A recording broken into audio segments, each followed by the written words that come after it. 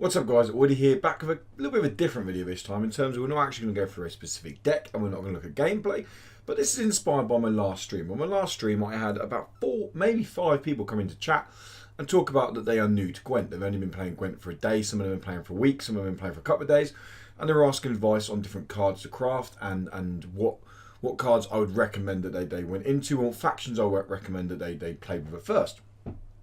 It's a very hard thing to cover on a stream, a very hard thing to cover kind of off the cuff because it's completely subjective, isn't it? It's what factions you like. All the factions have their strength, all the factions have their weaknesses, and it's kind of seeing which ones you enjoy playing with. So what this video is going to be is we're going to be looking at 5 cards from each faction and 5 general cards. This is very much based at a beginner or someone who's new to Gwent. So if you're not new to Gwent, then by all means feel free to just stop the video. I won't be offended, but maybe you can hear my thoughts on what I think the top 5 cards, not the top 5 cards, that's key, I'll get to that in a second, but what I think 5 great cards for someone new to starting the game are key to craft, okay? And that's what I want to quickly say before we get into this. These are not the top 5 cards from a faction. These are 5 cards, and when you first start the game, you might not have a ton of scrap. As you can see, I'm pretty low on resources. I came from PlayStation, I won't go into the whole spiel of it, but I've had to kind of really grind my way through and get the resources to buy the cards I want. So when you're limited on resources, crafting the right cards is vital for you to be able to have success, especially as you start climbing the ranks. So let's dive into it and let's start looking at 5 cards from each faction that I would recommend. We'll start with general cards. So for general cards that I recommend, the first general cards that I think you should craft, and this could alternate, but this is again my complete subjective opinion, is Yrden. Geralt Yrden, if you don't know, restores all the units on a row to their base power. Now, you can have matches where you get no value, or you get maybe 2 value off Yrden, making them a 6-point play for 11, which is poor. Most matches you're going to get value. Now, it's key to remember, if you're new to the game of Gwent, that first of all, I'd always think I have to play this on rows that are really highly buffed, and I have to get it so I can reduce their buffs. Remember, if you've got a row that's taken a lot of damage from, say, a lacerate or anything, this will reset that row to its base power. So if it had a boost beforehand that doesn't go to what it's boosted to, it goes to what its base power. So you're normally getting pretty good value off Yrden. That's why I'm recommending Yrden over something like Professional, because Yrden is a little bit more versatile and it's a little bit more open. You're normally getting more value off Yrden, and if you're not running the right deck to set up for Professional, then you can get very poor value off Professional, being a 7-point play, which isn't huge. So Yrden is my first recommendation for a card that I think you should craft if you're new to Gwent. Second up is a card that's kind of taken the meta by storm recently. Blue Meme, as people are calling it, but it's Blue Dream. Blue Dream, in case you don't know, is play units from your opponent's graveyard. This is huge, mostly because of the versatility. Any mid-range deck should definitely be running Blue Dream. Look, so many decks I see now run Blue Dream, and at first you're like, why are you running Blue Dream? But it makes so much sense because the 2 cards we're going to come to in a minute, Unicorn and Kyrenex, are huge cards and run in so many decks. Now, if you play Blue Dream as well as Unicorn and Kyrenex, and the opponent plays Unicorn and Kyrenex, you get huge value off having that extra card. I've had, like, if you play, so for example, if I'm playing Nilfgaard and I'm playing a Monsters deck, I often play Blue Dream round 3 to pull out their 13 cost big body, the old spear tip. Play that. Now they haven't got a consume target, and I've got 13 points on the board. That is a huge play. Blue Dream is a massive card at the moment, and it's a card that I definitely recommend. If you're new to Gwent, you should definitely be crafting this card. This one definitely over Geralt Yrden. It's a huge card, and it's going to get more and more play as we go along. Next up, we have got the combo that everyone is running. I'm pretty sure, depending on when you're watching this, these guys are going to get nerfed at some point. Unicorn and Kyrenex. Now, if you don't know what it is, Unicorn is a card that boosts a unit by 4. If you have Kyrenex in hand, double that amount. If you don't know what Kyrenex does, it's simple. Damage a unit by 4. If you have Unicorn in hand, double that amount. So if you're playing them with the other one in hand, you're getting 12 points. Huge. If you're playing it solo, you're getting 8 points. As a combo, they're worth 20 points and they cost 18p. Not only, I know that might not sound huge, only 2-point value. It's pretty big in a CCG. More importantly, it's versatile. You can buff cards, you can damage cards. 8-point damage is huge. You pretty much clear every single, you'll clear any engine off the board, that's for sure. You'll even do serious damage to tall monster units. So Unicorn and Kyrenex, you've probably, if you're new to Gwent, you've probably come across these cards a lot. I'm not sure what they're like down at lower ranks, but these cards, as you climb up, are in all honesty, 80% of decks will run Unicorn and Kyrenex. They're what the Witches used to be. Every deck used to run Witches, or almost every deck used to run Witches. Every deck now pretty much runs Unicorn and Kyrenex. They're cards you should definitely be crafting. And the final general card we're going to go on to is a card. Now, there's lots of cards you could have had this one. So this is just my subjective opinion that a card that I've found the most value with in the current state of the meta. And that is Gimpy Gerwin. So we can find Gimpy Gerwin. I'm going to probably go past him now. Gimpy, where have you? There he is. Gimpy Gerwin. Sorry guys, I'm carrying a bit of a cough at the moment. Gimpy Gerwin. Now if you don't know, damage an enemy and all copies of that enemy by 3. So if you get Gimpy out and you just do 3 damage to a unit, you're getting 7 points for 8p. Not great, but it's not bad. It's almost carrying itself for value. However, if you're coming across monster decks and they're running 4 Neckers, although you're only clearing the Neckers for a total of 4 damage in terms of they're only 1 point per Necker, you're getting the potential value that those Neckers bring is huge. So you're clearing a massive engine off the board there for monsters. Also, I can't remember what they're called now, but in Squirtle, they have the 2-cost elf that spawns another 2-cost elf. They often use to get Alien out. Again, you're getting huge value there. Nilfgaard, they're playing Slave Infantry. You're getting huge value there. This card, more often than not, is getting big damage. I honestly, in stream once, I was playing against Skellig, and they had oh god, I'm so bad with names right now. The one that every time it takes 1 damage, spawn a copy of it to the right. They had a whole row set up. I Gimpy Go, I won the game. I got like a 27 point play with Gimpy Go, and it was huge. This card, I think, is very versatile. It's getting a lot of play at the moment, purely because at least you're getting pretty much value on the P. You're getting the potential to clear an engine. At most, it's uncapped what you can get up to. It's a very good card. So they're my 5 general cards I would recommend you guys craft if you're new to Gwent. So now what we're going to do is going to jump through the factions. Like I said, this isn't I normally run deck tech videos. We're actually going to do a deck tech video very soon. I'm working on an Ethny deck at the moment. I want to show off to people. But what we do for now is we're going to go through each faction and 5 cards I recommend you should check out, or I recommend you should be crafting if you're new to Gwent. Okay, so let's jump into monsters first. So we're just going to jump into any monster deck. Ignore the deck list. We're not going to be looking for that. We're going to use it to look for the monster cards. Now, the first card I recommend you craft as a monster faction is Old Spear Tip. Now, this is pretty boring. It's 15p for a 13-point card. The reason you should craft this is it's 13 points on the board. It's a huge card. Most decks you'll run, barring some Eridan decks and maybe Death Wish, you're going to be running Old Spear Tip. It's high value play. You're throwing a card on the board at 13 points. It's a big catch up, or it's a good way to get some light between you and the opponent. It's a good way to put pressure on. It's just a general all-round good card. Is it a great card? No, it hasn't got any ability. It's just a good, solid, big body card, okay? The next card I'm going for is Osriel, okay? Now, Osriel is a card that it can be situational. The basic comes out, so it's 9p, comes out for 2. But what Osriel does, if you don't know, is you play him on the melee row, and you can consume a unit from your opponent's graveyard. Play him on the ranged row, you consume a unit from your graveyard. So obviously, if you're playing something like Old Spear Tip in round 1, you play Osriel round 3. You then consume Old Spear Tip. He's a 15-point card for 9. Massive play. If you're playing Nilfgaard and they play T-Ball, then what you can do is you can play him on the melee row, consume T-Ball for, again, 15-point play for 9. Absolutely huge. Most of the time, at least, you're normally getting a consumption of a 6-point unit. So he's coming out for 8. So you're not bad value if you're looking at as a value point of view. 8 for 9 isn't the best, but it's not bad. The idea is, though, that every now and then they'll have a bigger body unit that you can consume, or sometimes you can just kind of be a bit of a dick, and if they're playing Skellig and they have Keris in the graveyard, you can play Osriel, eat Keris, and all of a sudden they now can't call Keris from the graveyard. Jutta's another one. You can eat Jutta. She's 12 points, comes out 14. They haven't got the iced combo with Jutta. As a monster, like I said, this isn't the best monster card. It's very counterable. Peter for Nilfgaard can just reset it. Scorch just completely wipes it off the board. There are lots of Yerden completes it, sets it back down to 2.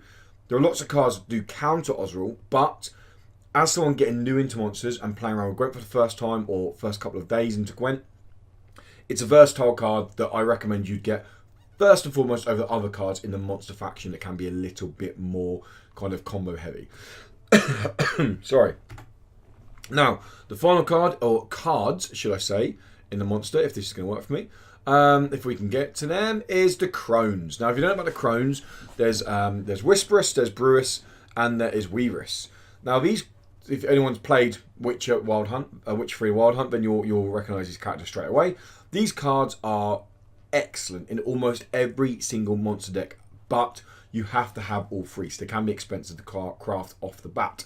Now, Whisperous at first, damaging anybody by 2, and I can't speak today, sorry, I am. As I said, I'm full of cold. Damage an enemy by 2. Increase this damage by 2 whenever you play Brewis or Weaveress. So, for example, you play these two round 1, round 3, this one comes out. It's a 5-point card with 6-point damage.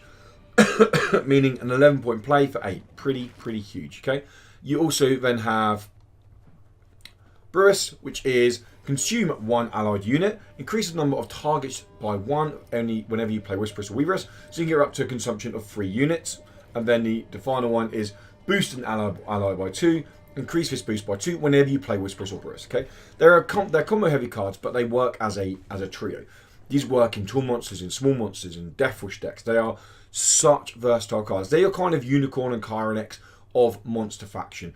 If you're running monsters, you have to craft these straight away. If you're thinking about running monsters, you have to craft these straight away. These are probably some of the best cards available in the monster faction right now.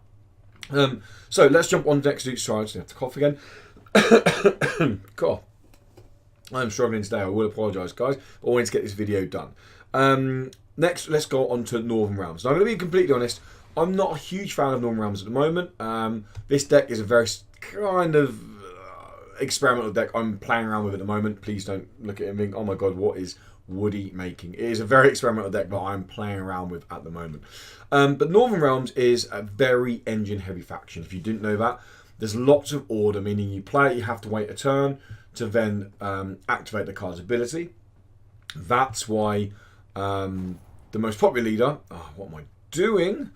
Well, that's why the most popular leader by a mile is King Foltest, because he allows you to give unit zeal. Oh, needed that. Okay, so the cards I've got from Northern Realms that I reckon you should craft first is no doubt about it. Vez is probably the most staple card in Northern Realms. Almost any Northern Realms deck you'll build, you'll throw Vez in. Simple as that. She is 3 points. She comes out for 4 damage, so you're getting 7 for 8. But she gives an ally zeal. So if you're running other Northern Realm leaders that don't have the ability to give zeal, then you get the opportunity to give one of your units zeal with Vez. Also, she's clearing engine 4, clears most engines off the board, or most cards that can ramp or can be scary, shall we say. She's a great versatile all-round card. I don't know many Northern Realm decks I've built when I haven't put Vez in the deck. She's a great card, okay? Next up, we're looking at Viso. So, here he is. Viso is, on paper, an amazing card. If this fella gets out of control, the game gets out of control. There's no catching you. If you don't know what Viso does, Viso Gota of Corvo, if you want to be all official, then is Zeal, play on the ranged row. Order, but obviously because it's Zeal, you can play it straight away. Boost a unit by 1 charge, but gain 1 charge whenever either player plays a card. So you play Viso, you can boost an ally by 1. They play a card, he gets a charge. You play a card, you get a charge. They play a card, you get a charge. You play a card, they get a charge. All of a sudden you get 5, 6, 7, 8, 9 charges on this fellow, and you're just boosting and boosting and boosting and boosting and boosting and boosting and boosting and boosting and boosting. It gets insane. Okay, Trident Infantry with this fella just can ping, ping, ping, ping, ping, ping, ping. Anna, a card we're going to come to later, or very soon, again, just buffs, buffs, buffs, buffs, buffs. The issue is, it's 3 points. If you don't give this card immune with something like Avalanche, this card just gets wiped off the board. Very rarely will you get this card out and it doesn't get locked or cleared if you haven't got some way of buffing it up. If you play it around 1 and then throw TA onto it, or you can play it, it survives 1 round and then throw something like Unicorn onto it, that gives it a chance, but if you don't, then it will get cleared. It's only 3 points, okay? If it was any higher, it would be broken. There'll be no way. If it was a 5-point card, it would be broken, because not many cards do anything more than 4 damage. So, Viso, amazing card. Definitely one to play around with. So many Northern Realm decks will run it. If you can keep it on the board, 99% of the time, you'll go on and win the game. Simple as that. Next up, we're going to Seltkirk. Seltkirk is another staple in many Northern Realm decks, especially Foltest. I've not come across a Foltest deck that hasn't run Seltkirk. Seltkirk, if you don't know, is playing on the Malay row order. Obviously, with Foltest, you just give him 1 and boost him by 1, so he goes up to a 6. And then you duel an enemy unit. Now, if you don't know what duel does, it means if they're a 6 cost card and Seltkirk is at 6, he'll just do 6 damage. If they're an 8 cost card and Seltkirk is at 6, he'll do 6 damage, knocking them to a 2. They'll do 2 damage back, knocking Seltkirk to a 4. Seltkirk will do 4 damage back to them. You're kind of battling with your ability, chipping away whatever your power is at the opponent. So he can clear huge cards, engines, targets off the board. I've seen people play him on a card advantage, second from last card, then for a unicorn on him against monsters deck. So it goes up to anything like a 13, and then just clearing a 13 point off the board with Seltkirk. He can be huge, especially in a Foltest deck. He is very powerful. Clears pretty much any engine or any scary card with Foltest going up to a 6. Next up, we've got, now this next one isn't the best card. Sorry, I'm really bad at today. Cool. Naneki. Now, Naneki is a pretty boring 9 for 9. Simple as that. Order, ranged, boost a unit by 1, and she gets 3 charges. So you can boost a unit by 1 3 times, so effectively you're getting your 9 points. You're giving 3 boost people, she's coming out for a 6.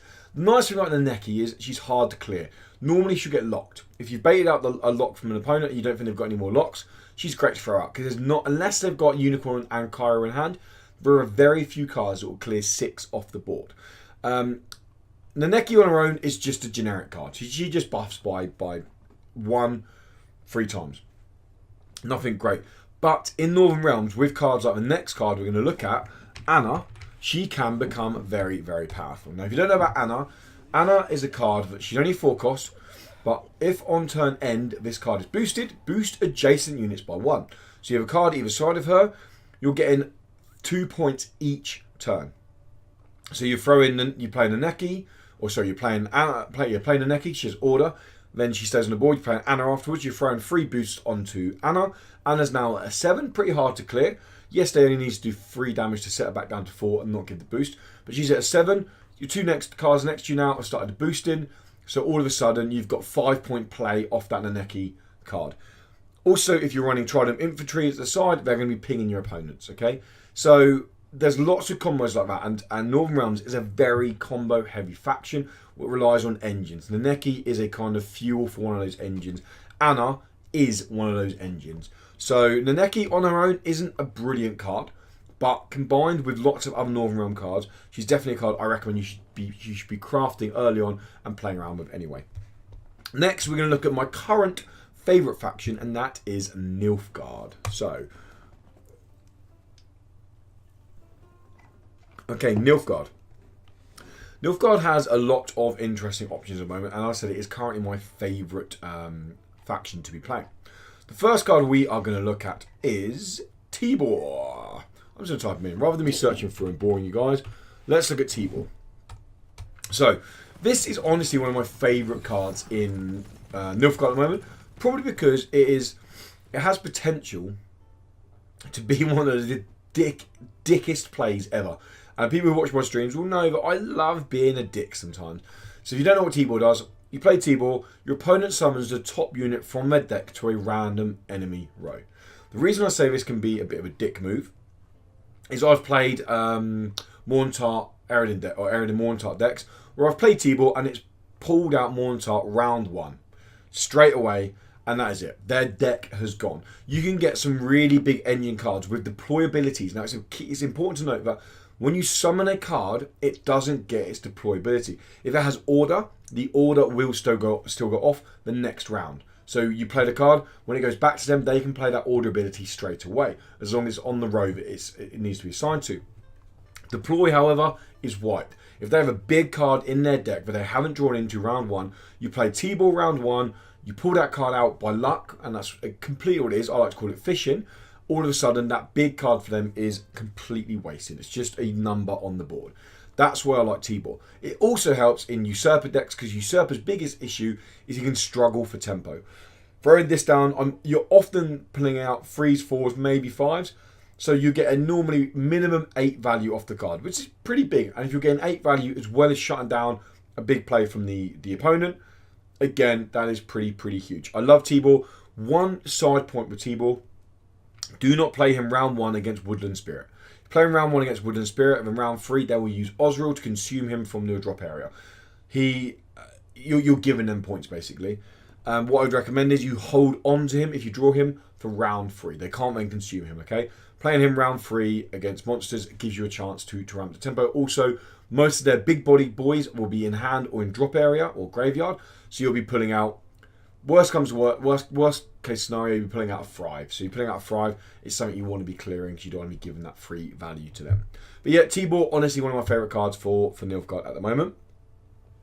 Next up, we have got a staple combo for any Nilfgaard deck, a Sire Roach combo. Now, Roach is a card you get anyway for, I think you get it in the starter deck. I might be wrong. You might have to craft Roach. If you do, then I should have probably put Roach in my recommendations for general cards. But I will. Who knows?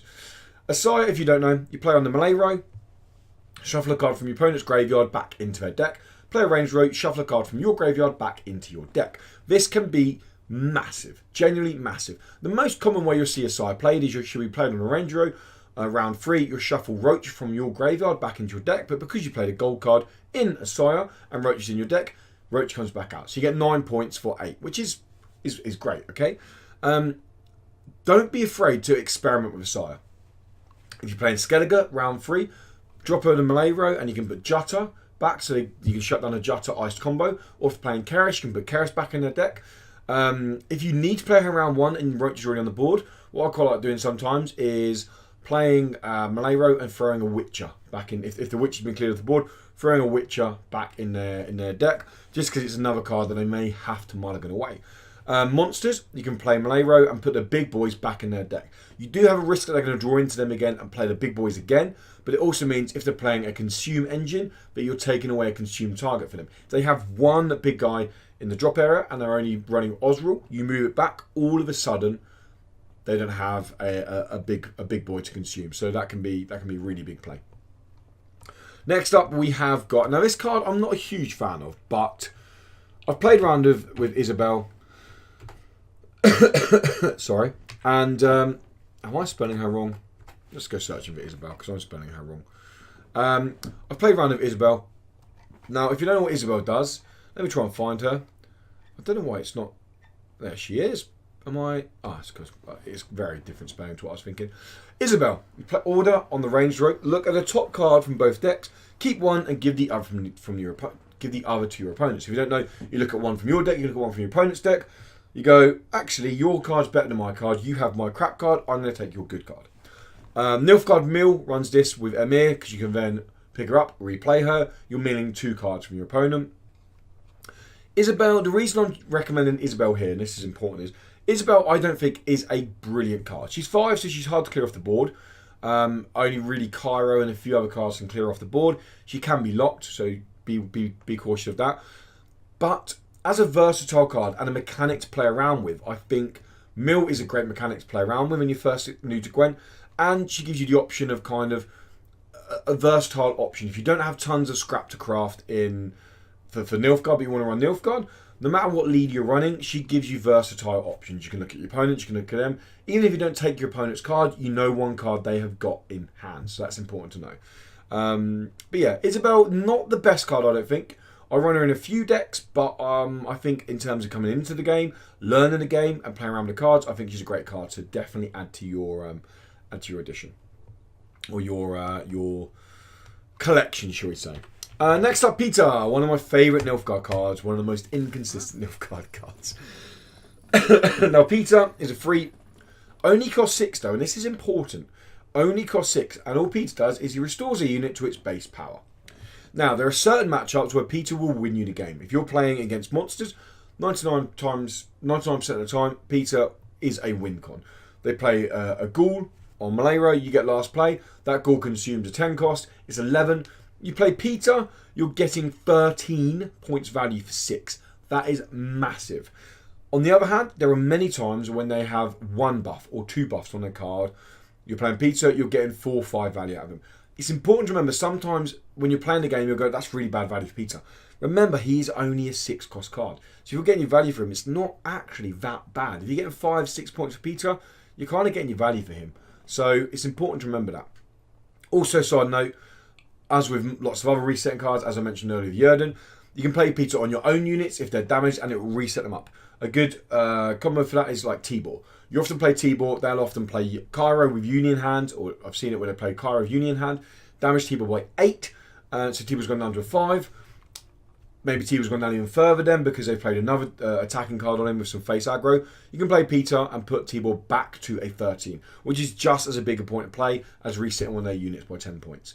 So it's an important thing to remember that Peter can be used to restore damage units as well as boosted units. I know a lot of this may sound very obvious to current players in the game, but people who are new to the game, it's stuff that little things that I didn't know at first, and then you're like, oh wait a minute, I can do that. Oh, I can do that. So that, and as I said, this video is very much built at people who are new to Gwent, and hopefully you're finding it helpful with. But yeah, let's go into the final card in Nilfgaard, and that is sorry, Alberich. Now, Alberich, again, not my favourite card in Nilfgaard, but when you're first starting, you don't have tons and tons of options available. It is a very versatile card. Play him on so he's a deployability on the ranged row.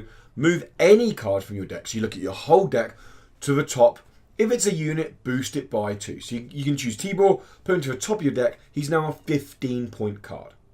Absolutely massive. Side note, if you're playing against a Nilfgaard deck and you have Tibor, what I recommend is they play the card that boosts to the... They play Alberich, put a card to the top, boosted by 2. Play Tibor, it pulls that card out. So it's got a deployability, it's nullified. They don't get the deployability. So that can be a bit of a dick move, but a move I quite like playing. This can help you find cards, especially when you haven't got the freedom of creating any deck you want when you first start Gwent. When you're new to Gwent, this is a great card to help you find the cards that you really, really need in your hand. So yeah, that's Nilfgaard. As I said, they are my favourite faction at the moment. My usurper deck, a usurper deck, shall I say, it's not mine. I mean, I did make it, I didn't deck it, and I'm kind of proud of it. There is a video on the channel now if you want to go check it out. It's Meta Shutdown Usurper. I'm having a lot of fun with it, finding a lot of success at the higher ranks with it. I got down to 5 of it, I've been experimenting, hence why I dropped back down to 7. But yeah, that's why Nilfgaard are my favourite at the moment, and spoiler alert, I kind of joined them for the Faction Challenge. Next up, let's go to Squirtle. Now, Squirtle is an interesting faction. I enjoy Squirtle. I don't love Squirtle. I enjoy them. I think they have a lot of potential in the future. It's a very strong faction. It's also quite a complex faction to build decks around. You kind of want a win con and build around that win con. You can have mid-range Brewer decks, are pretty cool. Some of the leaders are a little bit lacking. Fran's a little bit lacking at the moment, but hey, I'm sure she'll get some love in the future. But we're not here to talk about leaders. We're here to talk about cards. And the first card we're going to recommend for Squirtle is sorry, Ifleen. Okay, Ifleen is a card. She's 11 cost. She's expensive, and you're only getting technically 9 value off her. But you boost a Squirtle unit in your hand by 4. Play it any way you want on the board. Deployability, boost a card in your hand by 4. Now, that might not seem huge, but there are lots of cards in Squirtle that will, for example, when they are played, boost themselves by double the amount they are already boosted, or damage an enemy by their current value, or if boosted, do extra damage, or if boosted, tick up 1 point each turn. This really feeds into a lot of Squirtle engines. That's why I'm recommending Ifleen. Okay, Ifleen is on her own. okay, with the Squirtle units that you can potentially have in hand. She can be very, very powerful. Next up, we're going to Call of the Forest. Call of the Forest is a massive card. If you're playing Squirtle, simply get this card. It's probably the first card you want. Shuffle an allied unit into your deck, then play a different unit with the same primary category from your deck and boost it by 3. Now, those who don't know what they mean by primary category, you can actually use Call of the Forest on any card. So if it hasn't got to be used on a Squirtle card, it can be used on a neutral card. So let's say, for example, you have Zoltan. It's very rare you would have Zoltan, but let's say you have Zoltan. He's a dwarf, okay? That's his primary category. It means any other dwarf in your deck, you can then play that dwarf. Remember, this doesn't destroy Zoltan. It puts Zoltan back in your deck.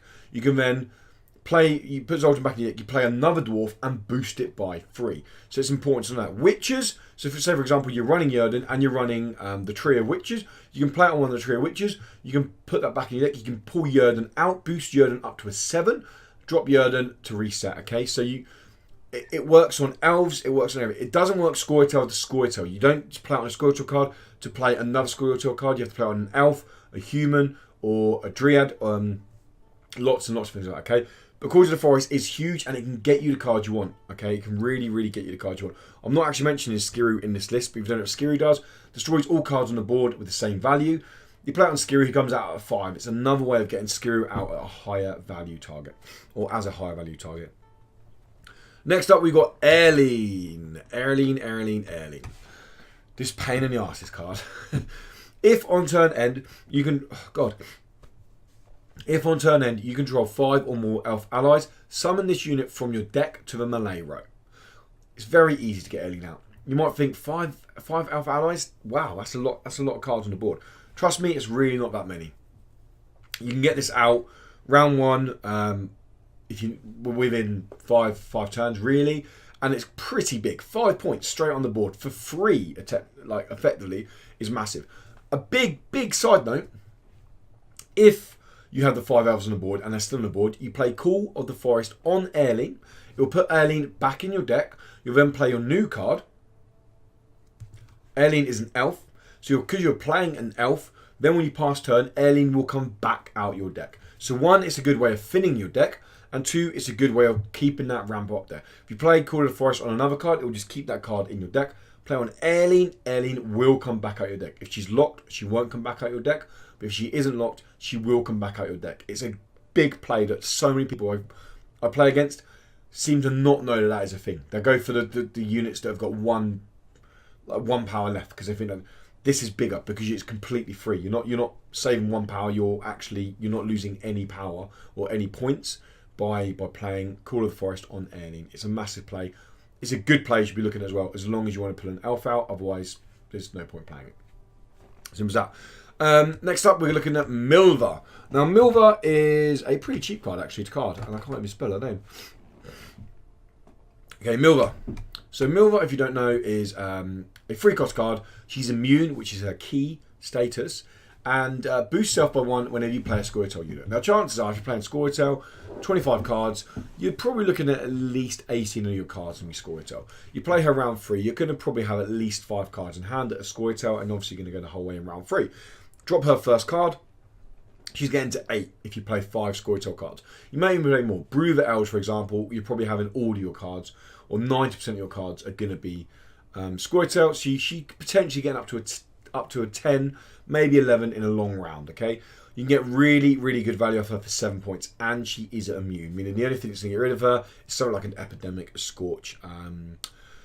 I've played a Fran deck where they've double lacerated on the road to get rid of with Milva, a little bit overkill, but she's not a game winner. She's just a good way of adding more tempo to your play. And the final card is actually on the same row, Melaine. Again, Melaine is one of those cards that is not the best card in Squirtle. There are lots of other cards in Squirtle that really lean into combos and really are win cons. Like huge cards like Skiru that can really come out and just bang, wins you the game. Melaine does not do that. She doesn't come out and win you the game. What she is, though, is she's very good face aggro for pretty good value. Okay, so she costs 9. You're only getting 8 value out of her. You're getting 4 damage to an enemy with 4 power. Or play on a range row, you're doing damage for enemies by 1. Now you may think, what on earth would I want to damage 4 enemies by 1? If you're running Ethne, for example, and you're running stuff like Scorch, maybe even Epidemic, or you're running Gigny, or other cards that require Skiru, cards that require units to be at the same power, you can really help set up big power plays with melee. If you don't have those cards, like I said, this is about build at new players, so if you don't have those cards to ping each one by 1, it doesn't matter, you just come out and do 4 value. 4 value clears most big engines off the board, or as I said, scary cards get cleared off the board with 4 value. Play Call to the Forest on her, she comes out at 7 for 4, all of a sudden she's an 11-point play with Call to the Forest. So, not the best card in Squirtle by any means, but for someone who's new and starting the game, it's a card that you'll probably get thrown into most decks as you're building your card collection out. Even when you've got full collection, she runs in most decks because she just has good face tempo. Good face aggro and a little bit of tempo. So, yeah, that's Squirtle, guys. Last one. So this video's gone on slightly longer than I expected, but with this channel and with the videos that people see here, hopefully you realise that I don't want to just rush through things, okay? This is, as I said, and I keep repeating it, very much build at beginner players. So if you are a beginner player and you're new to Gwent, please let me know in the comments below, is this video helping you, okay? I've done this because I'm going through issues I had when I first started playing Gwent. I'm now 350 hours into Gwent and have a bit more of an understanding of what's going on. So we'll finish off with Skellig. I'm going to be completely honest, don't hate me for it. Skellig is my least favourite faction at the moment. I don't know why, I can't give you a reason for it. I just find it a little bit linear and a little bit boring to play. Yeah, sorry. First card we're looking at is Ojama, or Ojama, Halma, however you want to say it. Let's go with Halma.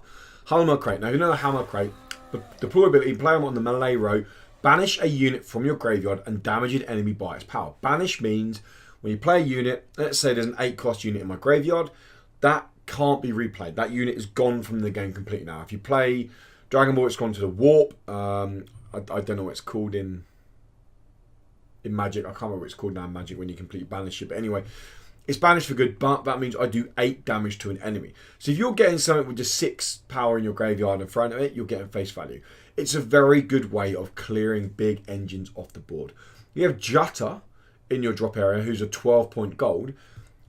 All of a sudden, you're getting 15-point value off this card. You're throwing 12 points at enemy. That can clear Ghouls, that can clear Ozril off the board, which is huge play. You're getting 15-point swing with this leader, this card. So that's pretty massive. And it leads into a lot of Skellig's archetypes with being a warrior.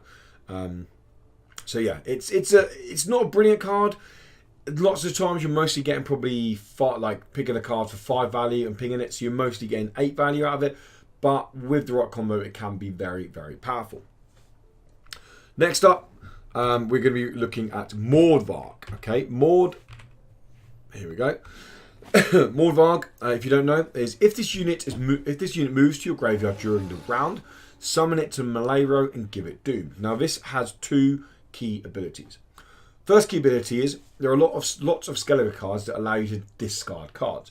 So you can either discard cards, for example, use Darren to play cards from your deck and put them in the graveyard. If you use Mordvarg, if you place Mordvarg in the graveyard with Darren, he will automatically spawn on the board. If you use other cards like Bran in your hand to discard Mordvarg from your hand, he will appear on the board. Side note, something I didn't know at first and it's caught me out lots of times and is infuriating, is if you play Mordvarg from your hand and then he's cleared off the board, he will respawn on the melee row. You don't even have to have him on the melee row at first. You can have him on the ranged row. He gets cleared off the board. He then respawns on the melee row, okay? Because it is if this unit moves to the graveyard during the round. So whether that's on the board or whether that's discarded, okay? So sometimes playing him from hand isn't the worst thing ever. Lots of people in a long round will forget that Mordvarg has been played from hand. Most of the time, he'll be played from graveyard. From a discard. Meaning, if you throw a 4-point unicorn on him up to 9, if they want to clear that 9 with, say, professional, all of a sudden you're actually only losing 4 points because Mordvarg is bang respawning. It's something that you should remember, okay? Because good Skellig players have really caught me out with that. Played him early on in the round, and I'm thinking, wow, you played him from hand, that sucks. Then I forgot 2 or 3 cards left, cleared Mordvarg off the board, only for him to respawn, and it's been a very wasted play for my behalf because I've forgotten that value that you get with the respawn of Mordvarg. a great card. You're pretty much running in not every, but a lot of Skellig decks. Next up, we have the infamous Dagger. Now, Dagger, if you don't know, if you're running Harold or this deck here I'm running now, Dagger is your win con, simple as that. You won't run Dagger in many other decks than the Harold deck, but he's a huge win con. He's a 20-point swing last play. On the melee row, whenever an enemy takes damage, boost self by 1. Basically, the reason he's so good with Harold, if you don't know what Harold does, is split 8 damage randomly between enemies. So you play Dagger for 4, you ping 8 damage, you've done 8 damage to them, you then gained another 8 damage, that's 16 points, plus his 4 is 20-point swing. If you've done it 2 rounds from the end, and you have spears on the board, or anything else that damages on the board, he will collect that damage. Now, it's important to note, if you do something that does 5 damage, he doesn't get the 5 damage, he gets 1. If you play Octvist, he will get the more damage, because it will roll across, okay? So as it rolls across, he doesn't get 1 for every card, he gets...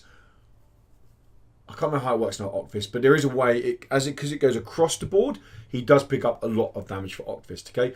If it damages all cards at once, he gets 1. It's whenever an enemy is damaged. If they're damaged at once, he gets 1. If they're damaged in an order, he will get more than 1. He'll get multiple value. This card can get out of hand. Absolutely out of hand. There are combos if you can have where you can get Avalanche, a general card that gives one of your cards immunity. If this card gets immune in a round 3 and they don't have a Scorch, a Gigny, or anything to clear it, this card just disappears, just wins the round. It gets insanely powerful. Very powerful card, but it doesn't get used in a lot of Skellig decks. The reason I've thrown it into this list is purely because it's a huge win con, and it's a fun win con to play around with. I definitely recommend crafting it early on. Next up, Wild Boar. Now this is another big win con in several decks. Need to put space. Wild Boar. Now if you don't know what Wild Boar does, it comes up for 4 on deploy ability on the melee row. Damage all damaged enemies by 2. This is most effective in a crate deck. If you know what crate does, he pings an enemy by 1 every 2 turns.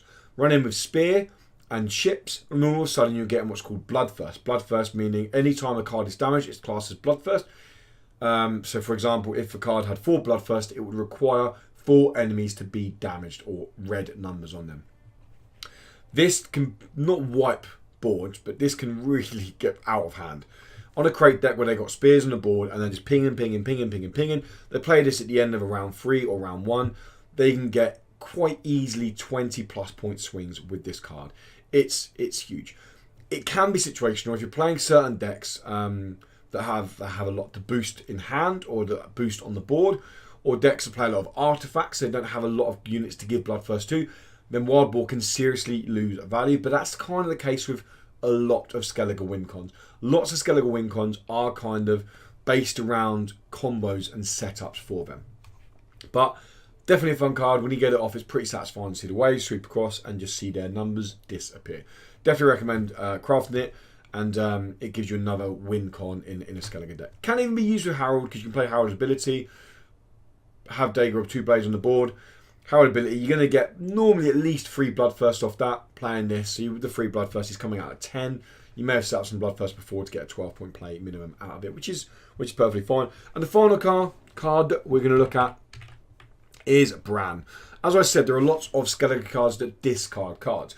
Now, Skellig decks, when you played against them, if you're new to the game, you'll probably notice that round 3, they often have 1, 2, sometimes 0 cards left in their deck. They've completely gone through their deck. And that's because they're running cards like Bran. Now, what Bran does is you draw 2 cards, then discard 2 cards. That is key to remember. Draw 2 cards happens first. I've honestly seen people play this round, like turn 1, round 3 in a long round, or even round 1, and their 2 cards they've drawn have gone straight to the drop area because they haven't had the space. The hand limit's at 10 already.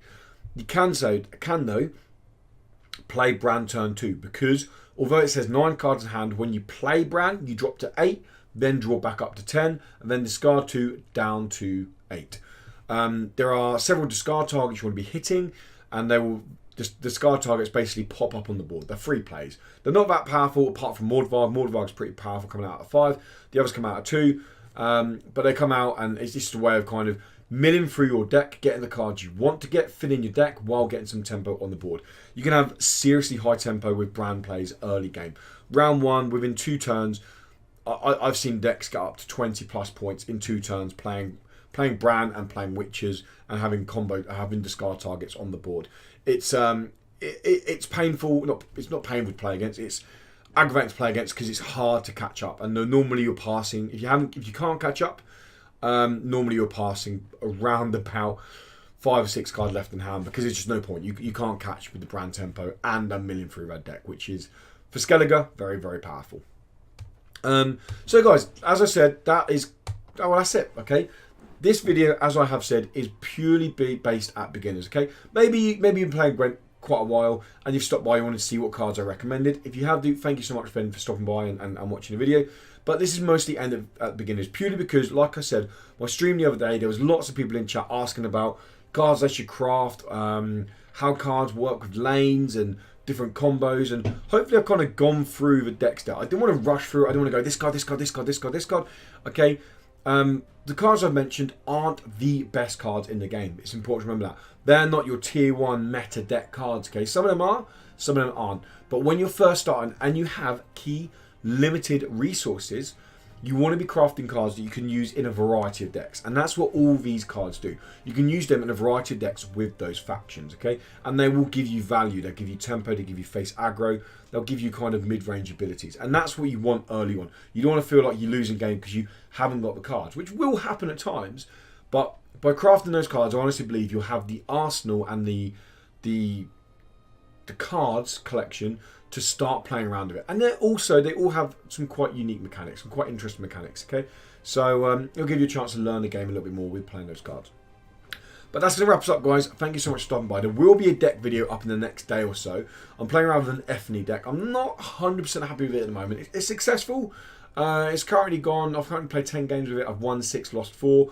I want to play a few more games. I feel like it could be a little bit tighter. It's kind of mid-rangey Ethne deck. Kind of goes against what Ethne is initially built for. But, hey, I like being a bit weird and a bit quirky and trying to make decks that aren't the usual norm. But once that's finished, once I'm happy with it, I will throw it up with some gameplay so you guys can check that out. As always, thank you so much for stopping by, guys. If you like this video and you're new to Gwent, then can comment below. Let me know, did this video help you? How are you getting on, okay? And then also, if you really like what we do, or if you really like what I do, not what we do, it's just one of me. If you really like what I do, then make sure you subscribe to What's Up Woody. I try to bring you a video once a week. If I can bring more, I will. I'm going to be bringing up my, with the new leaders, I'll be bringing up some impressions of the new leaders. And then mid-February, I'm going to be bringing out what I want to see from the big March expansion, okay? And also, as I mentioned a couple of times, I do stream over on Twitch. A link is below now if you want to see in the description. I stream over on Twitch every Monday evening, every Wednesday evening, every Sunday morning to afternoon, GMT times, or all of them. I like to think it's a very relaxed, chilled out environment. We have a couple of beers on stream, we chat about the game, and I'm more than happy for beginners to come by and give advice. I'm more than happy to run through deck builder with you, run through decks I've got if there's new people to the game, okay? Gwent is honestly an amazing CCG. I've played lots of CCGs. Gwent is an amazing CCG, and I honestly think it has potential to become the CCG. But that's kind of a topic for a completely new video or a separate video. But anyway, thank you for stopping by, guys. I have overran a little bit I wanted to, but hopefully you found it helpful. So until next time, thanks again. Goodbye.